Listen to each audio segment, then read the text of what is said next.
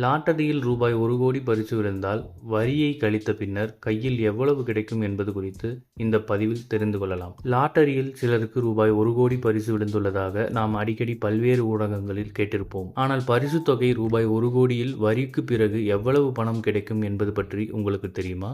வாங்க தெரிஞ்சுக்கலாம். வருமான வரி சட்டம் 1961 நடைமுறைக்கு வந்தது. அந்த சட்டத்தின்படி லாட்டரியில் பணம் பெற்றாலும் அரசுக்கு வரி செலுத்த வேண்டும் என்பது குறிப்பிடத்தக்கது. 1961 பிரிவின் 194B இன் கீழ் செலுத்த வேண்டிய வரி வெற்றியாளர்களுக்கு பணம் செலுத்துவதற்கு முன் டிடிஎஸ் கழிக்கப்படும். அதன்படி 10,000 ரூபாய்க்கு மேல் பரிசு தொகையில் 30% டிடிஎஸ் கழிக்கப்படும். கூடுதல் கட்டணம் மற்றும் செஸ்களை சேர்த்த பிறகு டிடிஎஸ் 31.2% வரை இருக்கலாம். லாட்டரி சீட்டில் பரிசு பெற்ற பிறகு இந்த வரியை செலுத்துவது கட்டாயமாகும். இந்த விஷயத்தில் பலர் வரி ஆலோசகர்களின் உதவியை எடுத்துக் கொள்கிறார்கள். சில நாட்களுக்கு முன் ட்ரீம் 11 லாரி ஓட்டுநர் ஒருவர் 1.5 கோடி ரூபாய் வென்றார். வெறும் 49 ரூபாய்க்கு அணியை ஏற்பாடு செய்து இந்த மாபெரும் பரிசை வென்றார். இதுவரை ஏராளமானோர் லாட்டரியில் பணம் வென்றுள்ளனர். இது போன்ற செய்திகளை உடனுக்குடன் தெரிந்து கொள்ள நம்ம சேனலை சப்ஸ்கிரைப் பண்ணிக்கோங்க.